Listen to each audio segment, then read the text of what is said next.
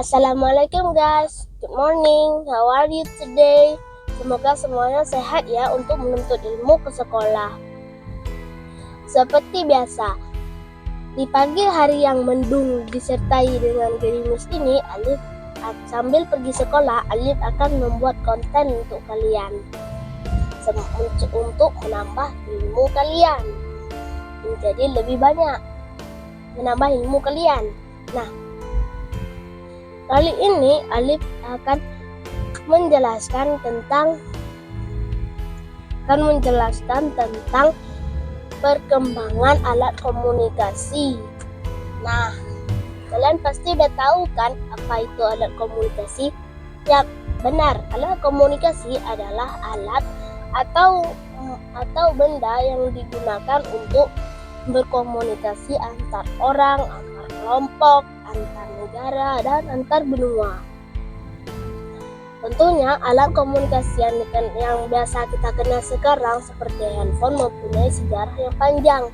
Tidak langsung menjadi smartphone seperti yang kita lihat saat ini. Dahulu orang membuat alat komunikasi menggunakan metode sederhana seperti kentongan yang digunakan dengan cara menggunakan algoritma pemukul. Misalnya dipukul berapa kali sama dengan apa situasinya. Jadi nanti warga akan tahu ketika dibunyikan kentongan yang keras. Lalu ada peluit. Sebentar dulu lupa pakai stiker.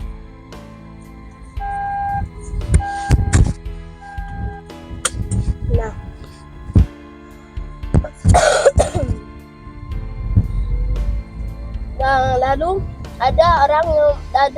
dahulu ada alat komunikasi yang menggunakan kerang yang sudah dibolongi sehingga menciptakan suara yang bernada tinggi sehingga cocok digunakan sebagai tanda peringatan.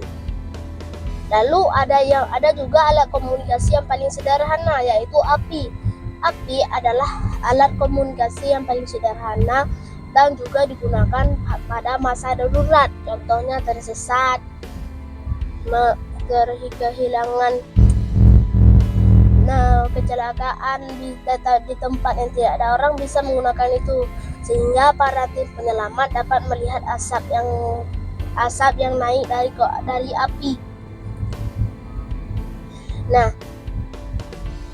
lalu alat komunikasi pun berkembang menjadi telepon yang pertama kali dipikirkan rencananya oleh Antonio Meucci, orang Italia berkebangsaan Amerika. Orang Antonio Meucci pun membuat rencana atau kayak semacam cetak biru untuk telepon. Akan tetapi ia gagal membuatnya. Lalu cetak biru tersebut pun digunakan oleh Alexander Graham Bell untuk membuat telepon berdasarkan panduan Antonio Meucci di buku panduan teleponnya. Akhirnya ketika pada waktu itu Graham Bell pun meminta salah satu asistennya untuk menemaninya mencoba telepon. Ia pun menarik telepon ini jauh-jauh.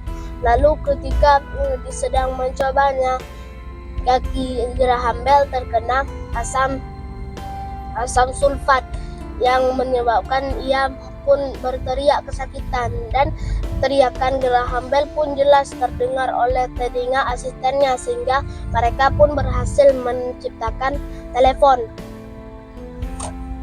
Namun telepon saat itu terpisah antara pendengarnya dan mic-nya. Misalnya ada satu yang untuk mic, ada satu lagi untuk yang didengarkan. Jadi contohnya seperti ini. Dan sangat ribet apabila kalau ingin mengangkat telepon saat sedang memasak, dikarenakan kita harus menggunakan kedua belah tangan untuk berkomunikasi, tidak bisa hanya dengan satu tangan, karena kita perlu mendapatkan mic sekaligus mendapatkan alat pendengarnya. Bagaimana kita bisa mengetahui apa yang membicarakan seseorang bila kita tidak memegang pendengarnya atau tidak mendengar? Sedangkan bagaimana kita hanya mendengar tapi tidak bisa membalas perkataannya. Contohnya, kalau kita mendengar dia berkata sesuatu, dia ingin melakukan konfirmasi apakah iya atau tidak. Bagaimana kita bisa melakukan itu kalau kita tidak ada mic? Nah, pada masa itu kabel telepon dijuntaikan pada tiang listrik seperti tiang listrik kita, tapi dia lebih banyak dia kabel teleponnya. Lalu setelah telepon pertama diciptakan, lalu diperbaharuilah teleponnya dengan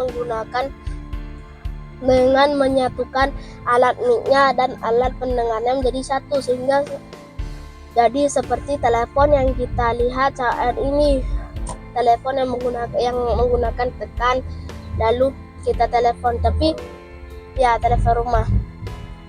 Tapi pada zaman dahulu untuk menuliskan nomor kita harus memutar sesuai dengan petunjuknya, sehingga sangat ribet. Tapi telepon sekarang sudah menggunakan metode tombol, sehingga kita tinggal menekan tombolnya sesuai dengan angkanya dan akhirnya kita dapat melakukan panggilan. Lalu pada abad yang ke-20, Tony Cooper atau ilmuwan yang berasal dari Inggris membuat telepon seluler atau telepon yang biasa disebut smartphone atau handphone. Namun smartphone pada masa itu tidak memiliki layar, sehingga hanya memiliki penekan, mic dan antena dan beserta speakernya, sehingga pada masa itu masih menggunakan telepon yang ditekan, ya masih menggunakan telepon itu dan tidak punya layar. Lalu dikembangkanlah hingga menjadi HP yang bisa kita lihat saat ini, dari Nokia yang bisa dilihat titot yang kita hanya bisa menekan dan tidak ada warna, akhirnya menjadi smartphone berwarna seperti sekarang ini. Kita harus berterima kasih kepada para ilmuwan yang sudah menciptakan alat komunikasi. Berkat mereka kita dapat berkomunikasi antar orang, antar kabupaten, antar benua, antar pulau, dan lain sebagainya. Nah, sekian dari Alif, karena Alif juga sudah sampai ke sekolah. See you on the next video. Bye bye. Assalamualaikum warahmatullahi wabarakatuh.